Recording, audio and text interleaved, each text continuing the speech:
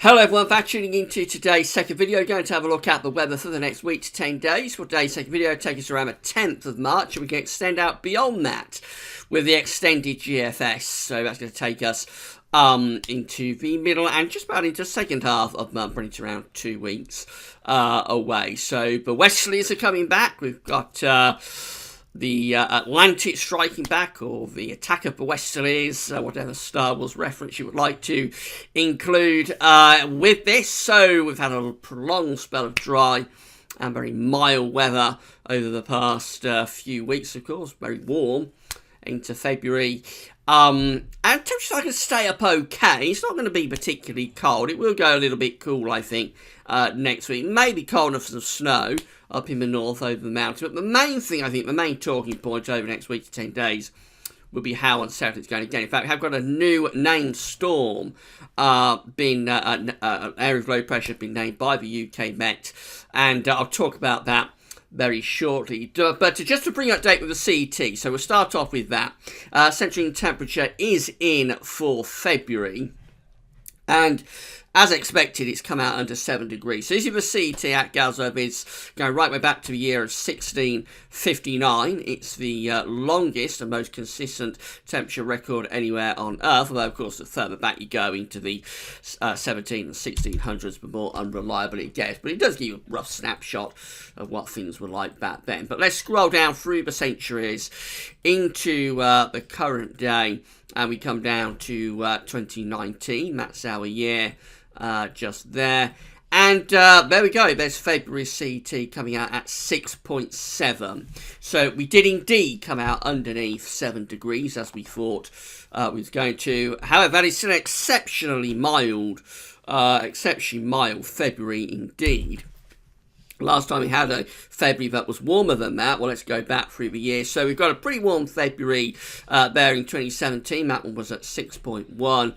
Another very warm one at 2014, in 2014 at 6.2, 2011 at 6.4. So I have a lot of very mild Februaries this decade, and this is another one to add to the list. Of course, we did get a cold February last year with the Beast from the East. That one came out at 2.9. But we're looking for 6.7 or above. The last time we was as warm as this in February, so I have to go back into the 2000s, and we don't see many February's in the 2000s, in the 60s. In fact, very few until we get back to 2002. So there we are, 2002 coming out at 7.0. That's the last time we was warmer in February than February 2019. So quite a long time ago, actually.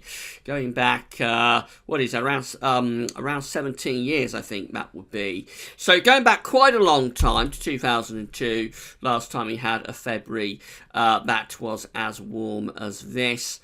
And going back into the 1990s, last time it was actually on 6.7 itself, was in 1997. So the last time we came out at 6.7 for February. Last time I had a severely cold February, where we've got 1991 there showing up at 1.5. That had a very cold easterly spell for the early part of February 1991. And last time I had a sub-zero CET was February, was a really long time ago now, back in 1986, 33 years ago, with a central temperature of -1.1. So we are due for a very cold February, I would have thought. Of course, last year was pretty cold, but I think both for January and February, actually, we are due for very cold Januaries and February. Not so much December, because we did have the December to remember in 2010. But as far as January and February are concerned, I think we are due a very cold either January, February, or both. And I suspect we probably won't have to wait too much longer, actually, before we get, just the law of averages, the law of probability would suggest that even in these warming times, we are likely to get a very cold January or February before too much longer. So just wait and see on that, particularly both February, because we did have January 2010 of course, which was a pretty cold month. Not sub-zero. Haven't had a sub-zero January since 1979. So, I mean, as far as sub-zero CETs for January is concerned, we're well overdue for one of those. And we are well overdue for February as well. So, I suspect we'll get a very cold January or February or both before too much longer, just on law of averages and law of probability. But certainly February 2019 will be remembered as a very, very mild month indeed, particularly so in the last week to 10 days when it did get almost summer-like. Right, so here we go from the UK Met. They have named our next storm. So this tweet was put out from the UK Met around 5 hours ago, and they are saying that we have named hashtag Storm Freya, which will bring very windy weather to the UK on Sunday and Monday. Stay hashtag weather aware, and let's run the sequencing and see how Storm Freya is going to develop. There is Storm Freya right now. It's that little area of low pressure. Look how it deepens like mad through the course of Sunday, becoming a very intense feature, very strong winds associated with that on this animation, and a lot of heavy rain as well. Perhaps even a stretch of a little bit of snow there across the Republic of Ireland. I know we do have people watching in the Irish Republic, so you do get a little bit of snow, you have to let me know. But more importantly to the wind, they're saying 55 to 65 mile an hour gusts, locally up to 70 to 80 miles an hour gusts are possible, and with a lot of heavy rain thrown in. It's going to be a pretty unpleasant day on Sunday, so obviously we'll keep you updated about this over the next couple of days. We'll have a lot more on it in the weekend forecast tomorrow, I would have thought, but it looks pretty rough on Sunday. Of course, we haven't had all that many named storms this week. It's been a very quiet anticyclonic winter, bringing dry, mild conditions. So we are overdue for a bit of a blow. It looks like we're going to get one on Sunday. Let's have a GFS temperature and precipitation ensembles are looking at Oxford today. This is the next place on our list of suggested locations for this part of the video. Please submit your suggestions for places and locations, your local town or city that you would like to see for this part of the video. We are getting well through the list now. So the red line here is the 30-year upper air temperature average for Oxford. We're above average at the moment, but this is a lot lower, although it doesn't necessarily look it on the scale here for the chart. It's a lot lower than compared to where it was earlier in the week, where it would have been up there around 10 Celsius at 850 HPA. So we're a little bit above average at the moment still. The upper air temperature is going to stay that way into the weekend. Next week, temperatures are dropping, and it looks like we're going to quite a cool phase, really going a little bit cooler than average. Actually, a few colder members showing up, not just cool, but colder members showing up there through the course of next week, possibly even colder for a little bit of wintry weather. But I think more from the temperatures, the main point for next week going to be how unsettled it's going to be. So pretty much from tomorrow onwards, and then going through the rest of the ensemble, we just see lots of precipitation spikes. That looks very unsettled. It's for Oxford as well, so this is well inland. It's not like it's exposed particularly to the Irish Sea or the Atlantic. It's not one of the more wetter places in the country. It would actually be one of the more drier places, I would think, Oxford. So it does look very unsettled over the next week to 10 days, maybe even the next couple of weeks. There's no particularly evident drying trend even going into the middle of March. That's the middle of March just there. There's no particular drying trend in evidence. So cooler but more unsettled is the way we're going to go, I think, through the first half of March. Temperature anomalies from the 1st to the 9th of March, still coming out a little bit milder than average for England and Wales, close to average for Scotland and Northern Ireland. Notice Scandinavia, particularly Northern Scandinavia, is going colder, and I suspect these charts are going to trend colder over the next few days. Precipitation anomalies are looking unsettled, so all of those drier than average precipitation anomalies that we've been seeing over the past few weeks, they're gone, and now we're looking at average to wetter than average precipitation anomalies from the 1st to the 9th of March. Where's winter? Winter is in America. Look at that temperature anomaly for much of the United States.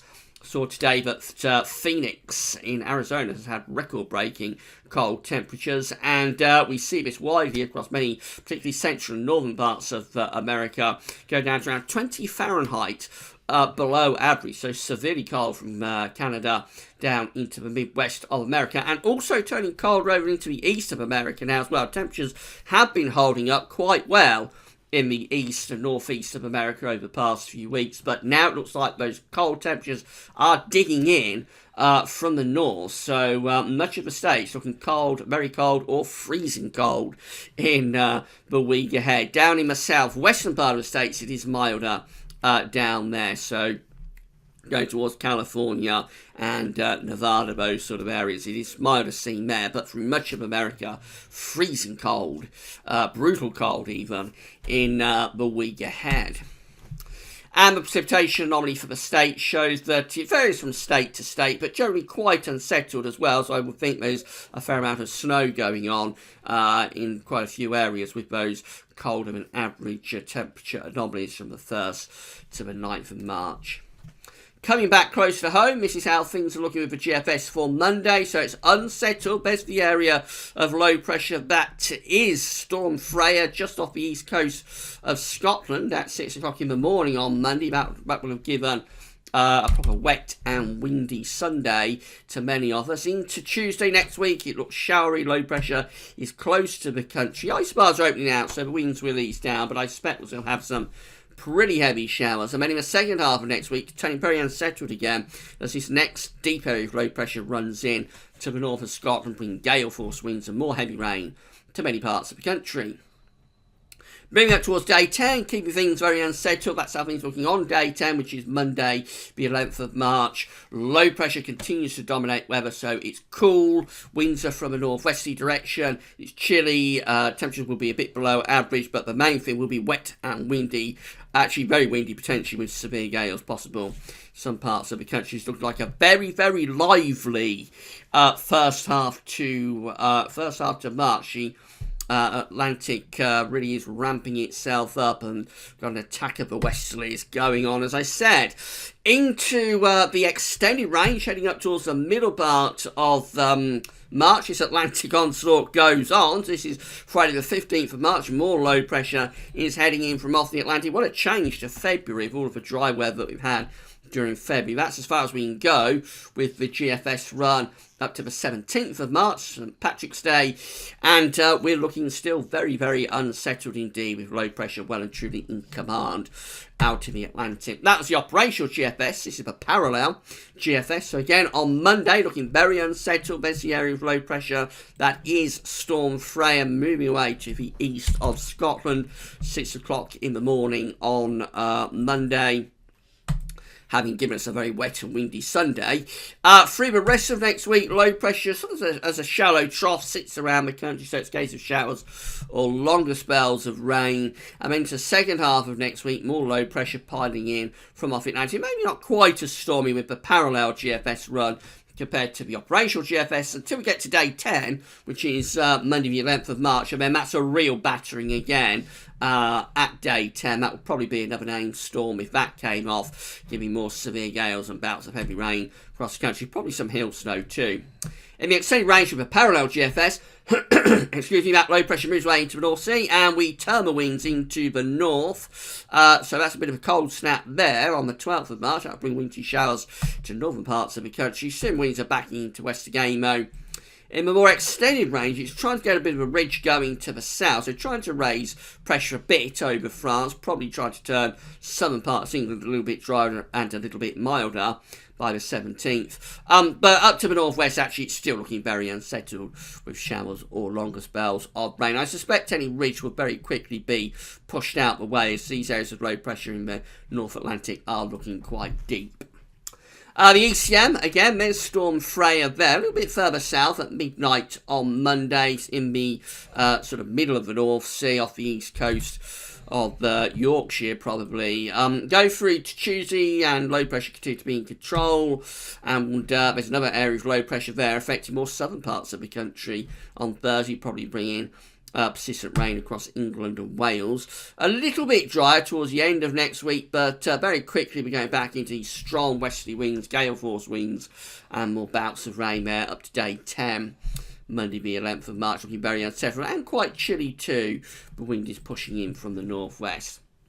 And then finally the GEM, again we've got low pressure dominating through the weekend and into next week as well, looking very unsettled, very mixed charts indeed. Perhaps a little bit drier towards the second half next week, but only for a couple of days, and then the low pressure piling back in from off the Atlantic. That's the very unsettled, rather stormy looking chart for day 10, Monday the 11th of March. Deep area of low pressure again, giving the country a real battering. This is how the CFS V2 is looking for March. By the way, we released JMA Friday. Don't think I mentioned that at the start of the video. So as always, we've done our Friday month ahead look ahead, and that's with the Japanese and CFS V2 miles. Check out JMA Friday in the video on the homepage here at Westerlies.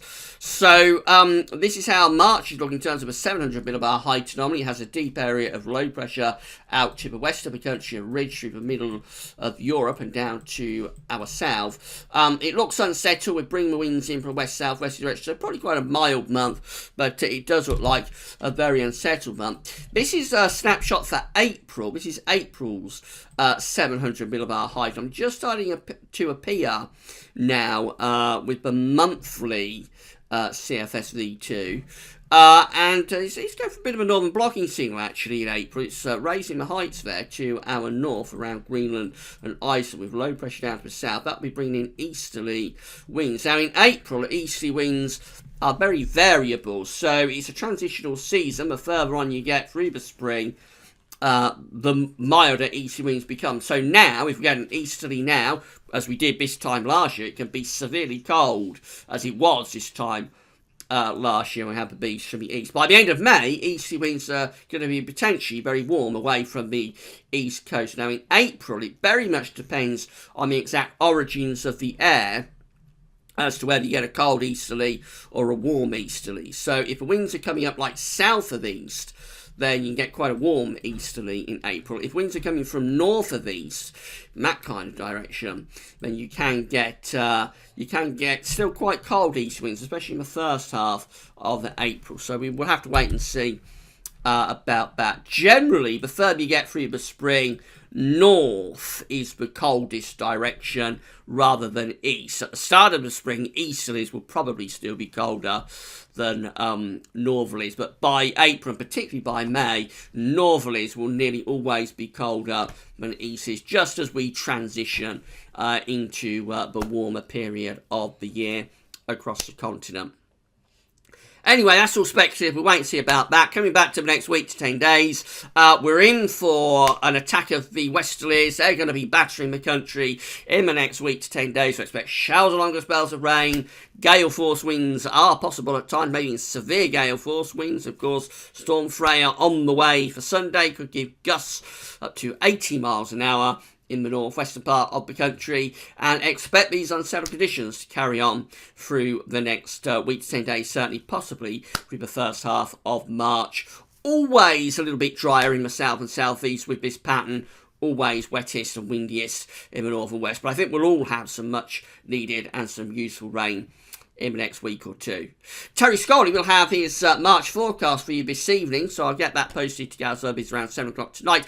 Over the weekend, got loads of updates coming up, so we're fitting in an extra time analogues update. We did say on Sunday, but we've finished with the spring analogues, but we've got a little bit more data to show you tomorrow morning. First video up at 10 a.m. Have weekend forecast tomorrow as well, and also a week to 10 day video update tomorrow afternoon. Sunday will be the day of the Westerlies spring forecast, and also have Westerlies sunny roundup on Sunday as well. So loads of updates on the way. Keep checking back to the website through the weekend, and stay weather aware in terms of Storm Freya.